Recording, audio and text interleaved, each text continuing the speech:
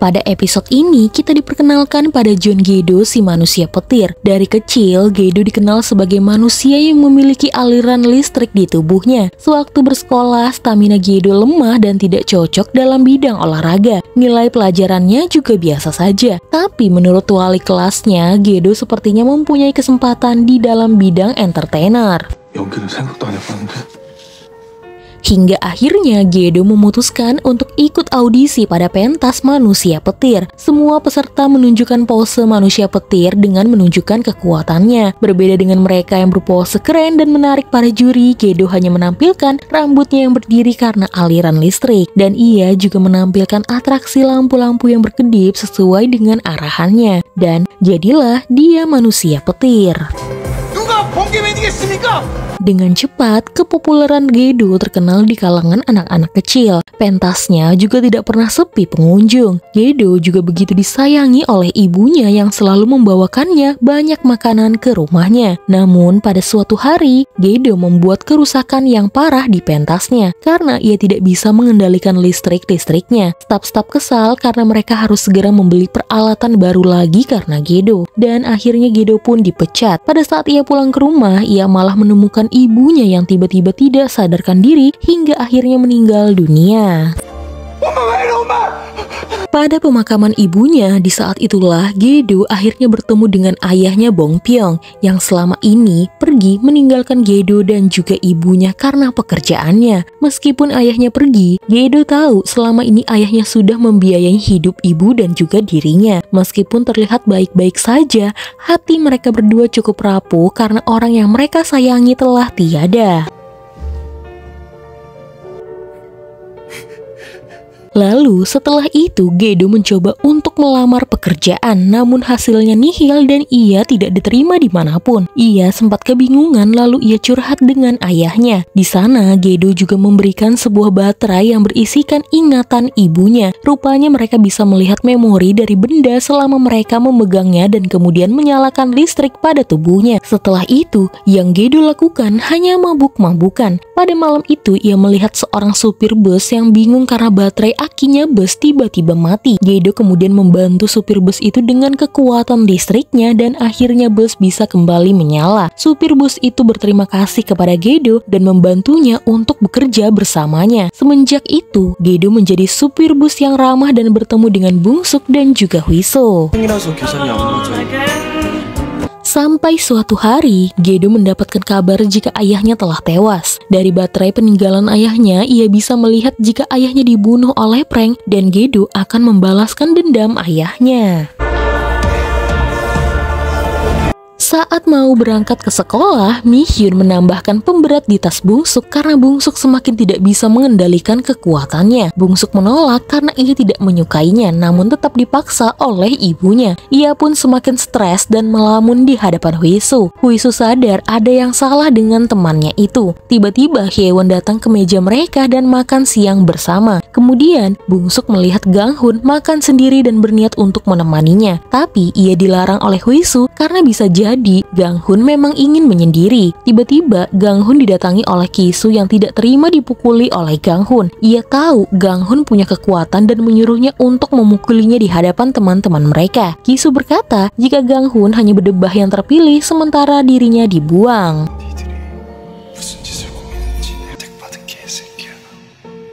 Hal ini sampai di telinga wali kelas mereka. Jika Kisu memprovokasi Gang-hun dan untungnya Gang-hun masih bisa menahan dirinya. Dari dulu, Kisu memang bertingkah aneh dan sok hebat, makanya dulu ia terluka dan akhirnya gagal. Tapi di sana, wali kelasnya jadi merasa bersalah karena sempat menggagalkan Kisu.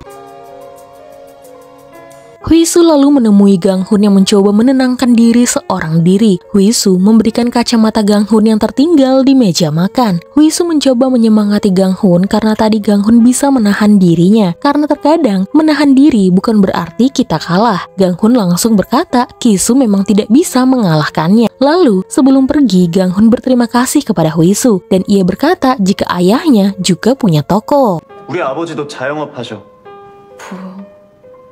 Di kelas, saat jam pelajaran mau selesai, wali kelas memanggil Kisu untuk bicara dengannya. Kisu menolak karena ia kira wali kelasnya hanya akan memarahinya karena tindakannya kepada Gang-hun. Kisu memilih pergi saja dari sana. Dan akhirnya Badan Intelijen Nasional mengetahui siapa si pembersih yang telah membunuh 3 agen mereka yang sudah pensiun. Dia adalah Frank, yang mana nama Frank diambil dari huruf ke-6 abjad, yang dimana dia adalah adopsi yang ke-6 yang dibawa oleh agen CIA Amerika. Dan kemudian Frank dilatih sebagai pembersih. Mereka lalu memanggil pihak konselor Amerika untuk menanyakan mengapa pihak Amerika melakukan hal ini. 라는 코드네임만 알 수 있었습니다.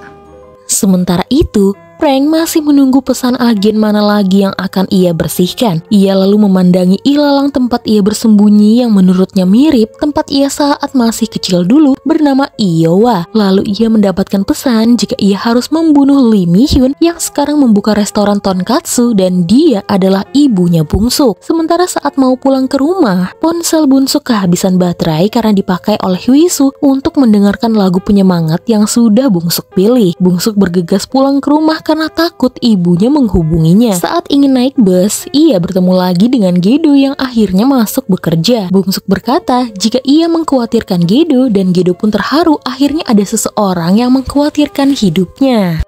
Sementara Hwisu pulang sendiri ke rumahnya dan di rumahnya ia akhirnya mendapatkan hadiah ponsel dari ayahnya. Sebenarnya Hwisu sama sekali tidak membutuhkan ponsel, namun Juwon berkata jika ia khawatir dengan putrinya. Ia ingin putrinya selalu menghubunginya apapun yang akan terjadi. 아빠 무슨 일 있어? 혹시나 해서. Sementara itu, di restoran tonkatsu milik Mi-hyun, ia melihat kedatangan Frank. Ia lalu menyambutnya layaknya seorang pelanggan. Namun sebenarnya, Mi-hyun tahu siapa Frank sebenarnya. Saat membuat pesanan tonkatsu Frank, Mi-hyun menyempatkan untuk mengirim pesan kepada Bungsuk untuk tidak pulang ke rumah. Namun sayang, ponsel Bungsuk tidak aktif. Sementara itu di kantor BIN, pihak konselor Amerika bernama Mark datang untuk menemui panggilan dari kepala BIN dan mendiskusikan permasalahan ini, di mana seenaknya pihak Mark yang adalah anggota CIA membersihkan agen-agen mereka dan diam-diam mengutus Frank. Kepala BIN mengancam akan melaporkan hal ini ke pihak diplomatik yang lebih tinggi. Mark berkata jika sebenarnya ia tidak punya wewenang untuk menghentikannya. Yang bisa ia lakukan hanyalah menundanya saja. 몰라. 종료.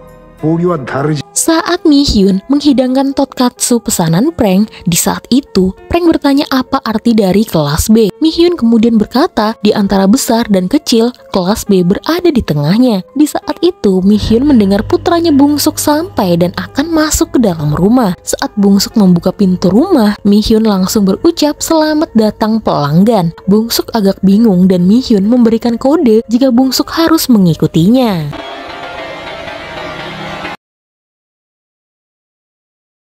Frank sebenarnya tahu jika Bungsuk adalah putranya Mi-hyun. Apalagi dengan mudahnya Bungsuk menjawab pertanyaan dari Frank, di mana rumahnya Bungsuk. Dengan lugu Bungsuk menjawab ini adalah rumahnya. Mi-hyun lalu bersiap mengambil senjatanya jika saja Frank menyerang mereka berdua. Untungnya pada saat itu Frank mendapatkan pesan jika ia harus menahan misinya pada malam itu.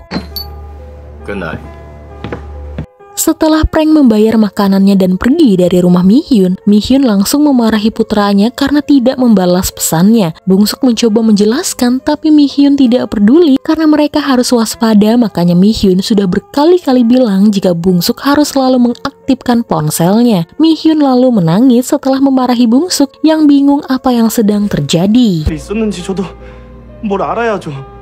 Dulu, Frank adalah seorang anak yang tiba-tiba diambil oleh CIA Amerika. Tubuhnya ditandai dengan huruf F sesuai urutannya dan dilatih di padang jagung untuk membunuh sesama. Hatinya sangat sakit melihat kawan-kawannya mati setelah ia bunuh, namun ia terpaksa melakukannya demi dirinya sendiri. Together. Your name is Frank now. Got it? My name is Frank.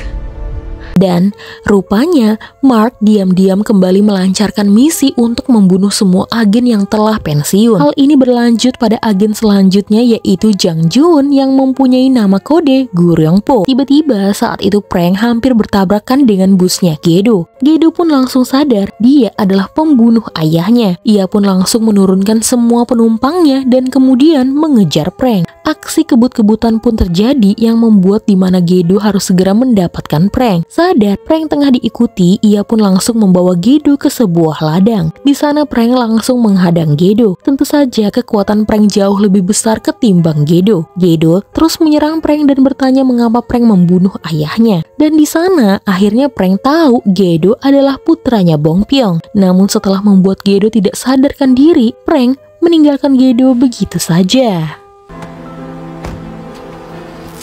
Malam itu, Prank langsung mendatangi toko ayam milik Juwon dan di sana tokonya sedang tutup. Kemudian, Prank melihat nota pesanan antar ke suatu tempat yang membuat Prank langsung mendatangi tempat tersebut dengan ugal-ugalan. Gang demi gang telah Prank lewati dan ia tidak peduli mau itu tempat sampah, manusia. Prank terus melajukan mobilnya sampai ia menemukan Juwon. Saat melihat motor Juwon, Prank langsung menabraknya dan kemudian ia beberapa kali melindas Juwon. Hingga menurut Prank, Juwon telah tewas. Prank kemudian melaporkan jika misinya telah selesai. Tapi Prank tidak sadar jika Juwon masih hidup dan mengikuti kemana Prank pergi. Juwon lalu melihat siapa pembunuhnya. Ia sudah curiga dengan Prank saat bertemu di kawasan salon milik Naju. 그래 이 새끼 맞구나. Juwon langsung menarik Prank keluar dari mobilnya dan di sana ia melihat berkas-berkas agen yang telah dibunuh oleh Prank dan kali ini adalah giliran Goryonpyo. Juwon begitu geram setelah mengetahui apa yang dilakukan oleh Prank. Mereka pun langsung berkelahi dan melukai satu sama lain. Sampai akhirnya Prank kalah melawan Juwon. Sebelum Juwon menghabisi Prank, Prank bertanya apa Juwon punya anak dan bersekolah di Jongwon High School. Juwon tidak menjawab Prank. Ia hanya memukuli Prank bertubi-tubi sampai wajah Prank benar-benar hancur. Setelah itu, Prank berkata jika nama asli dia adalah Iowa dan kemudian Prank merenggang nyawa.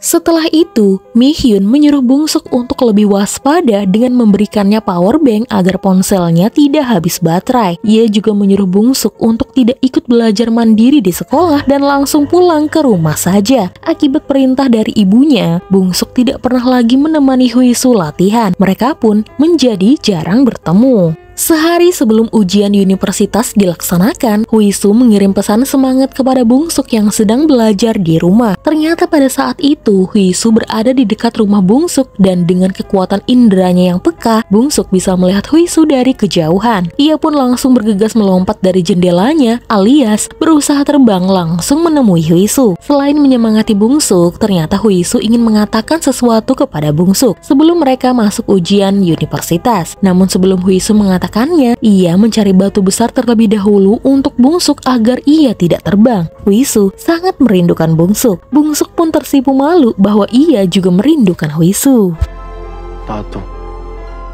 Sementara itu di auditorium tempat Huisu biasa latihan, tiba-tiba ada seseorang yang masuk ke dalam dan merusak scrub pada ring basket di sana. Sehingga pada beberapa hari setelahnya saat hari bebas dilaksanakan di mana semua murid telah selesai mengikuti ujian masuk universitas, mereka bermain bola bersama. Sementara itu, Huisu tetap berlatih ditemani oleh Hyewon. Lalu ada Bungsuk yang diajak bermain bulu tangkis dengan Ganghun. Saat Huisu latihan, scrub ring basket itu tiba-tiba terlepas dan Huisu tidak menyadarinya. Namun Hyewon melihatnya dan ia mencoba menegur Hyeso. Namun sayangnya sudah tidak sempat, keburu Huisu melompat dan menyebabkan papan ring itu terlepas dan papan itu mau mengenai Huisu. Bungsuk langsung mau menyelamatkan Huisu, namun ia kalah cepat dari Ganghun yang langsung berlari dengan kecepatan cahaya ke arah Huisu dan kemudian langsung menyelamatkannya. Huisu bingung mengapa malah Ganghun yang menyelamatkannya. Kemana perginya Bungsuk? Bungsuk sedih dan ia sedang menutupi kakinya yang diberi pemberat oleh ibunya. 희수야.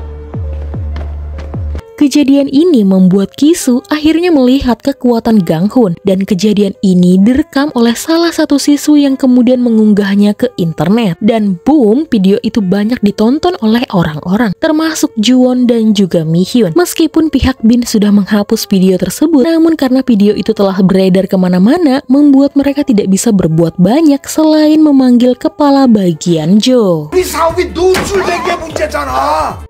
Sementara itu, Bungsuk sedih karena tadi ia tidak bisa menyelamatkan Hwisu. Ia pun melepas pemberat di tubuhnya dan belajar mengontrol kekuatannya. Berulang kali Bungsuk melompat dan kemudian ia terjatuh. Ia mencoba melayang dan terbang ke sana kemari, namun arahnya masih tidak beraturan. Sampai kemudian Bungsuk benar-benar terbang dengan benar dan mulus tanpa terjatuh. Lalu tiba-tiba Bungsuk melihat ibunya yang ada di bawah.